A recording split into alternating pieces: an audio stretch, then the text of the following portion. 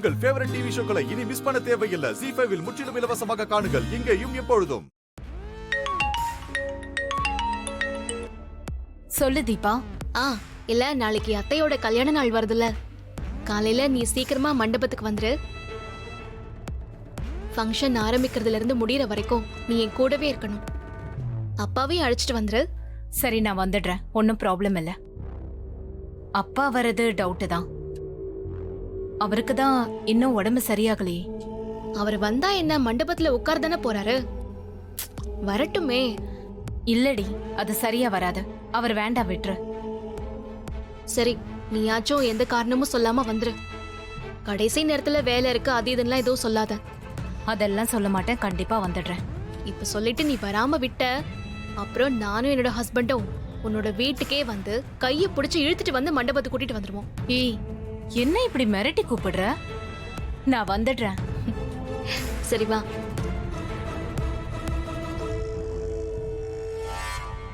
பாத்தியா, தீபா உன்னை கூப்பிடுறா, நீ போய் தான் ஆகணும். ஆனா கார்த்தி கண்ணில் படக்கூடாது. என்ன பண்ணலான்னு யோசி.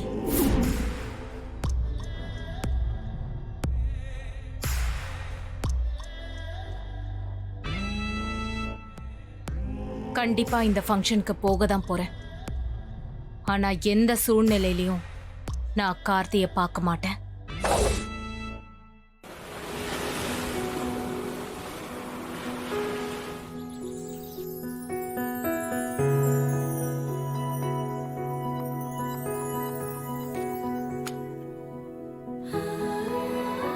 கடவுளே, இன்னைக்கு நடக்க போற கல்யாண நாள் ஃபங்க்ஷன் நல்லபடியா நடக்கணும். பாட்டி ஊர்ல இருந்து வந்துட்டு இருக்காங்க.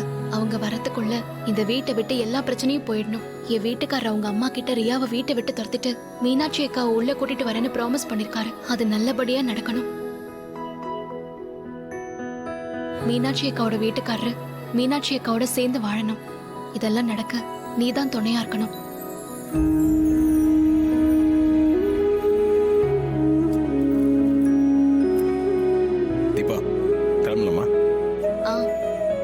இந்த தாலி மீனாட்சி அக்கா கழுத்துல சீக்கிரமா ஏறணும்னு சாமி கிட்ட வேண்டிட்டு இருந்தேன். அண்ணியோட இந்த பிரச்சனைக்கெல்லாம் இன்னைக்கு ஒரு முடிவு வந்துடும். அந்த ரியா இன்னைக்கே வீட்டை விட்டு வெளியே போயிடுவாங்க. ஆனந்த் இந்த தாலியை கண்டிப்பா அன்னி கழுத்துல கட்டிடுவான். நானும் அதை பார்க்கதாங்க ஆர்வமா இருக்கேன். மீனாட்சி அக்கா என் கூட பிறக்காத சகோதரி மாதிரி.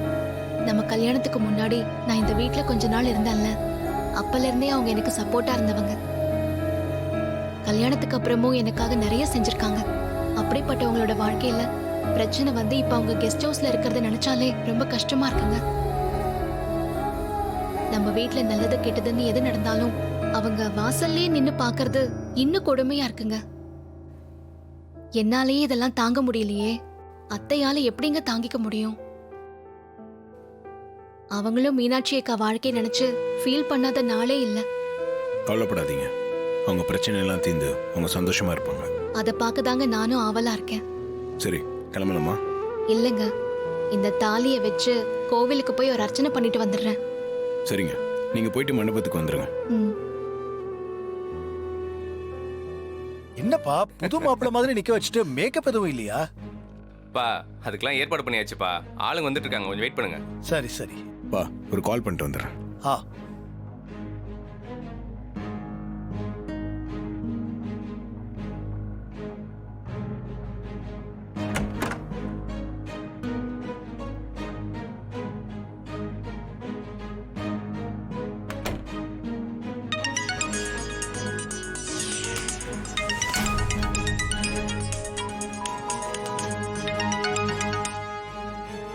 சொல்லுங்க சார். மது, நம்ம ஏற்கனவே பேசின மாதிரி அதை கரெக்டாக பண்ணிடுங்க. சரிங்க சார், நான் செஞ்சிடறேன். அது ரியாவுக்கு தெரியாம அவங்க வாயிலேயே எல்லா உண்மையும் வர வச்சு அதை வீடியோவை எடுத்து எனக்கு அனுப்பிடுங்க. ரியாவுக்கு உங்க மேல எந்த டவுட்டும் வராமல் பார்த்துக்கங்க. அந்த ரியா எவ்வளோ பெரிய கிரிமினல்னு எனக்கு தெரியும் சார். நான் ரொம்ப ஜாக்கிரதையாக தான் இருப்பேன் சார். உங்களுக்கு வேண்டிய எவிடன்ஸை நான் கண்டிப்பாக ரெடி பண்ணி அனுப்புவேன் சார். அதில் எந்த தப்பும் வராமல் நான் பார்த்துக்கிறேன் சார். சரிங்க, எல்லாத்தையும் முடிச்சுட்டு அந்த வீடியோவை எடுத்துக்கிட்டு முடிஞ்ச மண்டபத்துக்கு வந்துடுங்க. சரிங்க சார், நான் வந்துடுறேன். பிரியா, இன்னையோட உன் கதை முடிய போகுது. நான் இந்த வீட்டுக்கு மூத்த புள்ள. அதனால நானும் நீயும் தான் முதல்ல காலில் விழுந்து ஆசீர்வாதம் வாங்கணும். கார்த்தி சொன்னா நடந்துருமா என்ன? நான் அந்த மீனாட்சி கூட இனிமே வாழ போறதில்லைங்கிறதுல உறுதியா இருக்கேன். எப்போ அவன் நான் கட்டின தாலியை தூக்கி எறிஞ்சு அசிங்கப்படுத்தினாலோ அப்பவே எல்லாம் முடிஞ்சு போச்சு. இனிமே எனக்கு ஒய்ஃப்னா அது நீ மட்டும்தான். நியாயமா பார்த்தா நீயும் நானும் தான் இந்த ஃபங்க்ஷனே எடுத்து நடத்தணும். இப்ப நிலைமை சரியில்லாதனால எதுவுமே செய்ய முடியாத சூழ்நிலையில இருக்கும். இப்பதான் எனக்கு ரொம்ப சந்தோஷமா இருக்கு. பாட்டிக்கு பயந்து நீ எங்க மனசு மாறிடுவியோன்னு நினைச்சேன். நல்ல வேலை, நீ என் பக்கம் ரொம்ப ஸ்ட்ராங்கா தான் இருக்க. நீ எதுக்கும் கவலைப்படாத, நான் இருக்கேன்ல. ம்?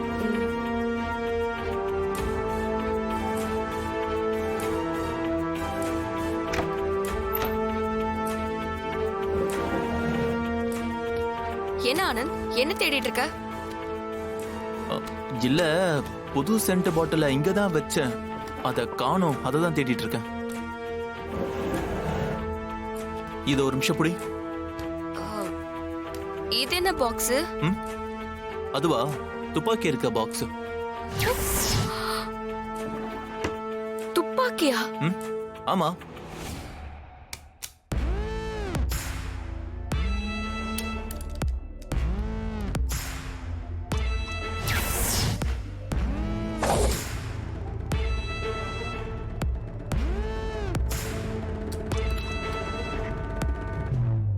என்ன துப்பாக்கி எல்லாம் வச்சிருக்க?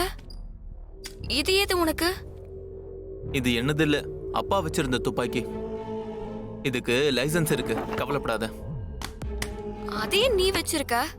லைசென்ஸ் ரினிவல் பண்றதுக்காக அப்பா என்கிட்ட கொடுத்து வச்சிருந்தாரு. நானும் ரினிவல் பண்ணிட்டு வந்துட்டேன். அதை அப்பா கிட்ட இன்னும் கொடுக்கல. இந்த ஃபங்க்ஷன் முடிஞ்சதும் தான் அவர்கிட்ட போய் கொடுக்கணும். சரி, சீக்கிரம் ரெடி ஆகு, ஃபங்க்ஷனுக்கு டைம் ஆயிடுச்சு.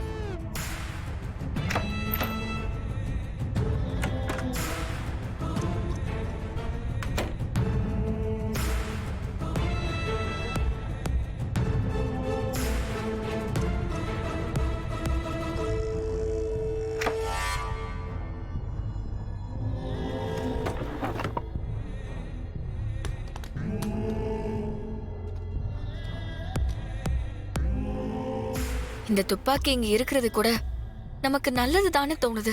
ஃபங்க்ஷன்ல என்ன வேணாலும் நடக்கலாம். எதுக்கும் இந்த துப்பாக்கி எடுத்துட்டு போவோம். அங்க யூஸ் பண்ற மாதிரி சிச்சுவேஷன் வந்தா யூஸ் பண்ணிடுவோம்.